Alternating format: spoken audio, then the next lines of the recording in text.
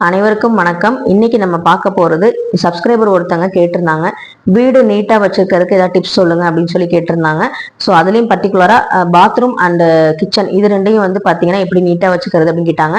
First நான் ஒரு விஷயம் சொல்லிக்கிறேன். வீடு நீட்டா வச்சுக்கிறதுக்கு பொம்பளைங்க நம்ம கையில மட்டும் இல்ல, நம்ம குழந்தைங்க, நம்ம கணவர் இவங்க கையிலுமே இருக்கு. அது வந்து பாத்துக்கோங்க, ஏன்னா அது ரொம்ப ரொம்ப முக்கியம். இப்ப எங்க வீட்டுல வந்து பாத்தீங்கன்னா எடுத்த பொருளை எடுத்த இடத்துல வைக்கணும் அப்படிங்கிற ஒரு விஷயம் வந்து கரெக்டா எல்லாம் ஃபாலோ பண்ணிட்டு இருக்கோம். ஸோ அதனாலேயே வந்து பாத்தீங்கன்னா எங்களுக்கு வந்து ரொம்ப தேடுற வேலை இருக்காது, அந்த பொருள் அங்கதான் இருக்கும். அது மட்டும் இல்லாம எங்க வீட்டுல இந்த கபோர்டு வந்து அடிச்சிருக்கனால அந்த கபோர்டு வந்து நம்ம உள்ள வந்து நிறைய பொருட்கள் வந்து போட்டு வச்சுக்கலாம், வெளியே தெரியாது. வெளியே தெரியாதனாலே வந்து பாத்தீங்கன்னா நமக்கு வந்து வீடு நீட்டா இருக்க மாதிரி தான் இருக்கும். ஸோ அதனால வந்து பாத்தீங்கன்னா உங்க வீடு எந்த மாதிரி செட்டப்ல இருக்கும் அப்படிங்கிறது நீங்க வந்து பாத்துக்கோங்க. நானும் வந்து சின்னதா நான் வந்து ஓட்டு வீடு, அப்பா இருக்கும்போது ஓட்டு வீட்டுல தான் வந்து இருந்தோம். அப்பெல்லாம் வந்து பாத்தீங்கன்னா ஒரு ரூமு, ஒரு ஒரு ரூம் கூட இல்ல, ஒரு ஹாலு, அந்த திண்ணை, அதுக்கப்புறம் கிச்சனு, அதுக்கப்புறம் வந்து கொல்லை பக்கம் வந்து பாத்ரூம் இருக்கும். ஸோ வந்து பாத்தீங்கன்னா இந்த மாதிரி நம்ம இருந்து தான் வளர்ந்து வந்திருக்கோம். ஸோ அப்பவே வந்து பாத்தீங்கன்னா நம்ம அம்மா எல்லாம் வந்து பாத்தீங்கன்னா அவ்வளவு நீட்டா வச்சிருப்பாங்க. சாமி செல்ஃப் கூட செல்ஃப்ல தான் சின்னதா வச்சிருப்பாங்க. அதுவே வந்து பாத்தீங்கன்னா ஒரு மங்களகரமா தான் இருக்கும். ஸோ அந்த மாதிரி பார்த்து வளர்ந்ததுனால நமக்கு இவ்வளவு பெரிய வீடுங்கும் போது நம்ம வந்து இன்னும் கொஞ்சம் வந்து அப்ப வந்து அம்மா எல்லாம் என்ன பண்ணுவாங்க அப்படின்னா நிறைய பொருட்களை வாங்கி சேர்த்து வைக்கல. ஏன்னா அந்த இடம் வந்து பத்தாது வச்சிட்டு இருந்தாலுமே. அதனால வந்து பாத்தீங்கன்னா நானும் அந்த பழக்கத்தை வந்து மெயின்டைன் பண்ணிக்கிட்டேன். இப்போ வரைக்குமே அதே மாதிரிதான். நம்ம வந்து ஸ்கிரீன்ல இருந்து, அதாவது ஜன்னல தொங்குற ஸ்கிரீன் கூட நமக்கு வந்து அலச முடியுமா, ஈஸியா வந்து அலசி காய வைக்க முடியுமா அப்படின்னு பார்த்து தான் வாங்குவேன். ஸோ வந்து நம்ம அழகுக்காக வந்து வாங்கிட்டு அதை வந்து நம்ம மெயின்டைன் பண்ண முடியல அப்படின்னா நமக்கு ரொம்ப கஷ்டமா போயிடும். அது வந்து டஸ்ட் படிஞ்சு அதை துவைக்க முடியாம இருந்துச்சுன்னா அது இன்னமும் கஷ்டமா போயிடும். இதெல்லாம் வந்து பாத்தீங்கன்னா பழைய கைலி இருக்கு பாத்தீங்களா, அதுதான் வந்து மேல ரூம்ல எல்லாம் ஜன்னல் நான் போட்டு வச்சிருப்பேன். ஏன்னா மேல வந்து யாரும் வந்து பார்க்க போறதும் இல்லை. அது கெஸ்ட்டும் வந்து இப்ப எல்லார் வீட்டுக்கும் ரொம்ப வந்து தங்குறதும் கிடையாது. ஸோ வந்து பாத்தீங்கன்னா எப்பயா வருவாங்க, பேசுவாங்க, கிளம்புவாங்க, அந்த மாதிரி தான் இருப்பாங்க. ஸோ நம்ம வீட்டுல என்ன நம்ம பட்ஜெட்டோ, நமக்கு என்ன ஃப்ரெண்ட்லி பட்ஜெட்டோ அதை இந்த மாதிரி யூஸ் பண்ணிக்கலாம். அது மட்டும் இல்லாம தேவையில்லாம ஒரு ஸ்கிரீனை வாங்குறதுக்கு நம்ம இந்த மாதிரி துணி நமக்கு இருக்கும்போது நம்ம அதை யூஸ் பண்ணிக்கலாம்னு சொல்லிட்டு தான் நான் அந்த மாதிரி யூஸ் பண்ணியிருக்கேன். ஸோ வந்து பாத்தீங்கன்னா நமக்கு வந்து பாத்ரூம்ல வந்து நிறைய பொருட்கள் வந்து நான் வைக்க மாட்டேன். அதே மாதிரி அந்த ப்ரஷ், பேஸ்ட், சோப்பு, இவ்வளவுதான். 3 பேத்துக்குமே 3 சோப்பு இருக்கும். ஸோ தனித்தனியா வந்து கீழே இருக்க ரூம்ல வந்து பாத்ரூம்ல வந்து 3 சோப்பு டப்பா வாங்கி அதுல சோப்பு வச்சாச்சு. அது வந்து பாத்தீங்கன்னா ஒரு 1 மந்த் 1.5 மந்த் வந்து வந்துடும். அது வந்து பாத்தீங்கன்னா ரொம்பவே நல்லா இருக்கும் அந்த சோப்பு. ஸோ அப்புறம் வந்து பாத்தீங்கன்னா அந்த புக் ஷெல்ஃபுங்கிறது தனியா வந்து எங்க வீட்டுல இருக்குங்கிறனால அதுல வந்து பழைய புக்ஸ் எல்லாமே வந்து பாத்தீங்கன்னா நம்ம அடுக்கி வச்சுட்டு திரும்ப வந்து அந்த மூடி வச்சிருக்கனால நம்ம அது களைஞ்சு போனா கூட நமக்கு வந்து வெளியே வந்து தெரியாது. அதனாலேயே வந்து பாத்தீங்கன்னா நமக்கு நீட்டா இருக்க மாதிரி இருக்கும். நான் என்ன சொல்றேன்னா நமக்கு அந்த மாதிரி கபோர்டு வந்து எல்லார் வீட்லயும் இருக்குமா அப்படிங்கிறது தெரியாது. அது சில பேர் வந்து பாத்தீங்கன்னா சின்ன வீட்டுல வந்து இருப்பாங்க, வாடகை வீட்டுல இருப்பாங்க, நிறைய விஷயங்கள் வந்து இது பண்ண முடியாது. நானும் வந்து வாடகை வீட்டுல இருந்து வந்தனால நிறைய பொருட்கள் வந்து சேர்த்தோம்னா நமக்கு வந்து ஷிஃப்ட் பண்ணும்போது எவ்வளவு கஷ்டமா இருக்கும் அப்படிங்கிறது நமக்கு மட்டும் தெரியும். ஆசைப்பட்ட எல்லா பொருளையும், கண்ணாடி பொருட்கள், நிறைய செராமிக்ல பொருட்கள், இந்த மாதிரி பூஜாடி, இந்த மாதிரி நிறைய நம்ம வாங்கி வாங்கி வச்சுட்டோம் அப்படின்னா நமக்கு வந்து அது திரும்ப ஷிஃப்ட் பண்ணும்போது அவ்வளவு பத்திரமா கொண்டு வர முடியுமாங்கிறது டவுட்டா இருக்கும். அதே மாதிரி சொந்த வீடா இருந்தாலுமே அதை மெயின்டைன் பண்றது ரொம்ப ரொம்ப கஷ்டமா இருக்கும். நானும் சில யூடியூபர்ஸ்லாம், நிறைய பெரிய யூடியூபர்ஸ் எல்லாம் பார்த்திருக்கேன். அவங்க ஃபர்ஸ்ட் ஆரம்பத்துல வந்து காமிக்கிறாங்க இந்த மாதிரி பொருட்கள்லாம் வச்சிருக்கோம், வாங்கியிருக்கோம்னு. அப்புறம் அவங்களே சொல்றாங்க இதெல்லாம் வந்து என்னால மெயின்டைன் பண்ண முடியல, அதனால திரும்ப எடுத்து வச்சுட்டேன் அப்படிங்கிறாங்க. ஸோ அந்த மாதிரி விஷயம் நமக்கு தேவையில்லை. இந்த மாதிரி சின்ன சின்ன கிஃப்டா வர்றது நம்ம அவாய்ட் பண்ண முடியாது. கிஃப்ட் நம்ம கொடுக்கறது அதை வந்து நம்ம சின்ன சின்னதா வாங்கி வச்சுக்கலாம். இல்ல வீட்டுக்கு உபயோகமா வந்து கூட அந்த கிஃப்ட்டை வந்து நம்ம மாத்தி நம்ம கொடுத்துக்க ஆரம்பிச்சுக்கலாம். ஆனா வந்து பாத்தீங்கன்னா இந்த டிவி ஸ்டாண்டு, இந்த கதவு, ஜன்னல், இதெல்லாம் வந்து பாத்தீங்கன்னா நம்ம அப்பப்ப நம்ம வீடு கூட்டும் போதே 2 நாளைக்கு ஒரு தடவை தட்டி விட்டோம்னா அந்த ஒட்டடை வந்து சேராம இருக்கும். அதே மாதிரி அந்த இடத்துல வந்து அழுக்கு படியாம நமக்கு வந்து சுத்தமா வந்து இருக்கும். ஏன்னா எப்படியா இருந்தாலுமே அந்த இடத்துல வந்து நமக்கு தூசி படிஞ்சுக்கிட்டே தான் இருக்கும். அதை வந்து நம்ம கிளீன் பண்ணணும், கண்ணுக்கும் தெரியாது அவ்வளவா. ஸோ இந்த மாதிரிதான் வந்து இந்த மாதிரி கிளீனிங் ஒர்க்லாம் நான் பண்ணுவேன். பெருசா வந்து பெரிய கிளீனிங் ஒர்க் அப்படிங்கிறது ஒரே நாளில மொத்தமா நான் வந்து பண்ண மாட்டேன். அதே மாதிரி பாத்தீங்கன்னா பாத்ரூம் கிளீன் பண்றதுக்கு சொன்ன மாதிரி அந்த ஸ்டெயின் ரிமூவர், அந்த மாதிரி வந்து நமக்கு என்ன ப்ராடக்ட் நமக்கு ஒத்து வருதோ அதை போய் நேர்ல பார்த்து நான் அவங்க கடைக்காரங்கள்ட்ட விசாரிச்சு தான் வாங்குவேன். அதே மாதிரி ஹார்பிக் பவுடர், அந்த ட்ரைனேஜர் கிளீன் பண்ற ஹார்பிக்லயும் அந்த பவுடர், இதெல்லாம் வந்து நமக்கு யூஸ் பண்ணும்போது கொஞ்சம் ஈஸியாவே இருக்கு. அந்த ஸ்மெல் வராம இருக்கிறதுக்கு, அடைப்பு இல்லாம இருக்கிறதுக்கு அந்த மாதிரி யூஸ் பண்ணுவேன். இந்த மாதிரி ஸ்கிரீன்லாம் வந்து வாடகை வீட்டுல இருக்கும்போது வாங்கின ஸ்கிரீன் தான், அதை தான் அப்படியே வந்து யூஸ் பண்ணிட்டு இருக்கேன். ஸோ வந்து பாத்தீங்கன்னா இந்த மாதிரி இன்வெர்டர் இருக்கிற இடத்துல ஒரு மேல வந்து ஒரு பாக்ஸ் போட்டு கவர் பண்ணி வைக்கணும் அப்படிங்கிற மாதிரி நான் யோசிச்சு வச்சிருக்கேன். அதுக்கு இன்னும் நேரம் வந்து அமையல. ஸோ வந்து இந்த மாதிரி தான் வந்து பாத்தீங்கன்னா அப்பப்போ நம்ம நிலைவாசல்ல வந்து விளக்கேற்றனால நம்ம நிலைவாசல்லாம் சுத்தமாக தான் இருக்கும். டைனிங் டேபிள்ல வந்து பாத்தீங்கன்னா அந்த ஷீட்டு போடுறதுனால நமக்கு வந்து ஏதாவது சிந்துனா கூட நம்ம எடுத்து அலசிக்கலாம். ஆனா வந்து டைனிங் டேபிளே வந்து தொடச்சிட்டே இருந்தோம்னா அது வந்து வீணா போயிருது. அதனால அந்த ஷீட் வந்து வாங்கியிருந்தேன். அதுவுமே வந்து நம்ம அலசி காய வைக்கிற மாதிரி தான் இருக்கும். அதே மாதிரி நான் ஏற்கனவே சொல்லியிருக்கேன், ஃப்ரிட்ஜில் வந்து நான் தேவையில்லாம நிறைய பொருட்களை வந்து வைக்கவே மாட்டேன். பூக்கள் வைக்கிறதுக்கும் மாவு, பால், ரொம்ப வந்து ரேரா ஏதாவது ஸ்நாக்ஸ் வந்து வைக்கணும் அப்படின்னா 2 ஸ்நாக்ஸ்னா அதுவும் 2 நாள் காலி பண்ணிடணும், ரொம்ப வச்சிருக்க கூடாது அப்படிங்கிற மாதிரி நினைப்பேன். ஸோ நான்வெஜ்ல வந்து ஏதாவது நம்ம வந்து பிசைஞ்சு வைக்கிறோம், அது வந்து கொஞ்சம் நேரம் வந்து ஃப்ரிட்ஜில் இருக்கணும் அப்படின்னா அது மாதிரி நம்ம மேலே ஃப்ரீசர்ல வைப்போம். அதே மாதிரி இந்த சிங்க் வந்து கழுவணும் அப்படிங்கும் போது அதுக்குன்னு தனியா வந்து ஒரு ப்ரஷ் வச்சிருப்போம்.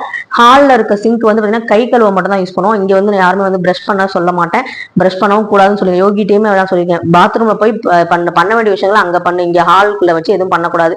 இது யாராவது விருந்தாளிங்க வந்தாங்கன்னா கை கழுவுறதுக்கு அந்த மாதிரி தான் வச்சிருக்கோம் நாங்க. ஸோ வந்து பார்த்தீங்கன்னா கிச்சனில் வந்து பார்த்தீங்கன்னா நான் மெயின்டைன் பண்ணுறது மெயினாக எல்லாரும் வச்சிருக்க மாதிரி எல்லார் வீட்லையும் இருக்க மாதிரி. இப்போ நிறைய யூடியூபர் வீட்டில், அதாவது எல்லார் வீட்லையும் சொல்ல முடியாது, யூடியூபர்ஸ் எல்லாமே காமிக்கிறது என்னன்னா அன்னபூரணி சிலையை அங்கே கண்டிப்பாக வச்சிருப்பாங்க. அதே மாதிரி வந்து பார்த்தீங்கன்னா இந்த மணி பிளான்ட் இந்த மாதிரி விஷயங்கள்லாம் வச்சிருப்பாங்க, செடி வச்சிருப்பாங்க. அந்த மாதிரிலாம் வச்சு நம்மளால வந்து மெயின்டைன் பண்ண முடியுமாங்கிறது தெரியல. ஏன்னா என்னால வந்து அதை மெயின்டைன் பண்ண முடியல. அன்னபூரணி சிலை மேல வந்து பாத்தீங்கன்னா நிறைய எண்ணெய் தெரிக்கிற மாதிரி, நம்ம வந்து நான்வெஜ் செய்யறோம், எல்லாமே சாப்பாடு தான் இல்லைன்னு சொல்லல, இருந்தாலுமே சாமி இப்ப நான் ஹோட்டலுக்கே நிறைய ஹோட்டல்ல போயிருக்கேன். அன்னபூரணி சிலையை வந்து பாத்தீங்கன்னா அன்னபூரணி போட்டோவை அந்த என்ட்ரன்ஸ்ல வச்சிருப்பாங்களே தவிர கிச்சன்ல போய் யாரும் வைக்க மாட்டாங்க. ஸோ இது மாதிரி நிறைய வந்து நம்ம அபத்தங்கள்லாம் ஏன் மற்றவங்களை பார்த்து நம்ம ஃபாலோ பண்ணோம் அப்படிங்கிறனால அந்த கொஞ்சம் ஆரம்பத்துல ஃபாலோ பண்ணேன். அப்புறம் வந்து பாத்தீங்கன்னா அரிசி மாவுல வந்து கோலம் போட்டேன் கேஸ் அடுப்புல எல்லாம். அப்போ வந்து நமக்கு வந்து மண் அடுப்பு, அதனால கோலம் போட்டு சாணம் எல்லாம் போட்டு வச்சப்போ அழகா இருந்துச்சு. இப்ப அடுப்புல வந்து பாத்தீங்கன்னா நம்ம கோலம் போடும்போது அந்த எறும்பு வந்து அரிசி மாவு எறும்பு வந்து சாப்பிடுறது வரனால கேஸுக்குள்ள போய் அந்த பர்னர்ல போய் உட்காந்துக்குது, அதனால எரிய மாட்டேங்குது. ஸோ இதெல்லாம் வேணாம்ப்பா சாமி, நமக்கு எப்பவும் போல நமக்கு வந்து அடுப்பு நல்லா எரிஞ்சா போதும் அப்படிங்கிற மாதிரி இப்ப வந்து என்னைக்காவது ஒரு நாள் மட்டும் விசேஷ நாட்கள் மட்டும் கோலத்தை போட்டு அதை அடுத்த நாளே வந்து நான் வந்து அழிச்சிருவேன். ஸோ வந்து பார்த்தீங்கன்னா அந்த மணி பிளான்ட் இதெல்லாம் வந்து நான் வளர்க்குறது கிடையாது. அதே மாதிரி வந்து பார்த்தீங்கன்னா அன்னபூரணி சிலையும் நான் சாமி ரூம்ல தான் இப்போ வச்சு வழிபாடு செஞ்சுக்கிட்டு இருக்கேன். அந்த குளவிக்கல், அந்த ஆட்டுக்கல் சொல்லுவோம்லே, அங்கே வந்து பார்த்தீங்கன்னா ஒரு விளக்கு வந்து ஏற்றி வச்சுக்கிட்டு இருக்கேன். ஏன்னா அதை நான் யூஸ் பண்ணல, ஆனால் அதை தொடச்சி நம்ம வாரம் கழுவி வச்சு நான் வந்து சாமி கும்பிட்டு இருக்கேன், மகாலட்சுமி அம்சம் அப்படிங்கிறனால. அதே மாதிரி சிங்க்ல வந்து பாத்திரத்தை வந்து நான் ரொம்ப சேர்க்க மாட்டேன், அதனால வந்து பார்த்தீங்கன்னா எனக்கு வந்து ஸ்மெல் வந்து வராது. அப்பப்போ வந்து கிளீன் பண்ணிடுவேன். நான் வந்து எக்ஸோ தான் வந்து யூஸ் பண்றேன். அது வந்து பாத்தீங்கன்னா அப்பப்போ நம்ம யூஸ் பண்ணிட்டு நம்ம கழுவி கமுத்து வைக்கிறனால பாத்திரங்கள் வந்து பாத்தீங்கன்னா சேர்க்கறது நமக்கு வேலை வந்து பெருசா இருக்காது. நான் சமைச்சுக்கிட்டு இருக்கும் போதே நான் வந்து பாத்தீங்கன்னா பாத்திரம் சேருது அப்படின்னா அப்பப்போ வந்து கழுவி வச்சிருவேன். தட்டு சாப்பிட்டோன்னே கழுவி வச்சிருவோம். இந்த மாதிரி விஷயங்கள்லாம் ஃபாலோ பண்றதுனால நமக்கு வந்து கிச்சன் வந்து எப்பவுமே நீட்டா இருக்க மாதிரி இருக்கும். அப்புறம் ரேஷன்ல வாங்குற அரிசி கோதுமை இதெல்லாம் ஒரு பக்கெட்ல போட்டு அந்த உள்ள வந்து செல்ஃப்ல வச்சு க்ளோஸ் பண்ணி வச்சதுனால வெளியே வந்து தெரியல. இப்போ உங்களுக்கு சப்போஸ் வெளியே வந்து தெரியற மாதிரி தான் இருக்கு அப்படின்னா நீங்க வந்து அதை பத்தி கவலைப்பட தேவையில்லை. நீங்க கரெக்டா ஆர்கனைஸ் பண்ணி வச்சுட்டாலே போதும், அது நீட்டா தான் இருக்கும். இந்த மாதிரி டோர் போட்டிருக்கனால உங்களுக்கு மேபி ரொம்ப நீட்டா தெரியற மாதிரி இருக்கும் எல்லாருக்குமே. அதே மாதிரி தான் செல்ஃப்ல நீங்க வச்சிருக்கீங்க, துணி வந்து அடுக்கி வச்சிருக்கீங்க அப்படின்னா வெளியே பார்க்கும்போது ரொம்ப நீட்டா இல்லாத மாதிரி இருக்கும். செல்ஃப்ல ஓப்பனா இருந்துச்சுன்னா அதே வந்து ஒரு ஸ்கிரீன் மாதிரி போட்டுட்டீங்கன்னா உங்களுக்கு வந்து உள்ள கலைஞ்சிருந்தா கூட அது வெளியே வந்து அழகா வந்து தெரியும், ரொம்ப வந்து பாத்தீங்கன்னா நீட்டா இருக்க மாதிரி தெரியும். அதே மாதிரி நம்ம குழந்தைங்களோட பத்தாத ட்ரெஸ், நமக்கு வந்து கிழிஞ்ச டேமேஜ் ஆன சாரீஸ் இந்த மாதிரிலாம் இருக்கு அப்படின்னா நீங்க வந்து அதை அப்பப்போ வந்து டிஸ்போஸ் பண்ணிருங்க. முடிஞ்ச அளவு வந்து நான் வந்து சாரீ நைட்டி இதெல்லாம் வந்து பாத்தீங்கன்னா பாத்திரக்காரங்கள்ட்ட போட்டு யூஸ்ஃபுல்லா ஏதாவது ஒரு பாத்திரம் வந்து எடுப்பேன். இப்ப சமீபத்தில் கூட ஒரு குக்கர் வந்து நான் சொல்லியிருந்தேன் பாத்தீங்களா, அதெல்லாம் ரேஷன் சேலை இந்த மாதிரிலாம் நான் வந்து கொடுத்துட்டேன். அதே மாதிரி வந்து பாத்தீங்கன்னா பத்தாத அந்த ட்ரெஸ், அதே மாதிரி கிச்சன்ல ரொம்ப நாள் யூஸ் பண்ண பாத்திரங்கள் வந்து நமக்கு நிறைய பேர் அப்படியே வச்சிருப்போம். அது வந்து கருன்னு இருக்கும், கருப்பா இருக்கும், இல்ல வந்து ரொம்ப வந்து டேமேஜா இருக்கும், ஆனா அதுலயே வந்து நம்ம சமைக்கிற மாதிரி இருக்கும். அதெல்லாம் வந்து நம்ம அப்பப்போ டிஸ்போஸ் பண்ணிட்டு நமக்கு வந்து புதுச்ச மாதிரி நமக்கு புதுசா ஏதாவது மாடல் வந்துச்சுன்னா நம்ம அதை கூட நம்ம வந்து வாங்கி நம்ம யூஸ் பண்ணிக்கலாம். கிச்சன்ல வந்து மேக்ஸிமம் வந்து பாத்தீங்கன்னா நான் பொருள் வந்து நிறைய வச்சிருக்க மாட்டேன். நான்வெஜ்ஜுக்கு தனியா ஒரு 4 பாத்திரம், சமைக்கிறதுக்கு வெஜ்ஜுக்கு ஒரு 4 பாத்திரம் தனியா வச்சிருக்கேன்.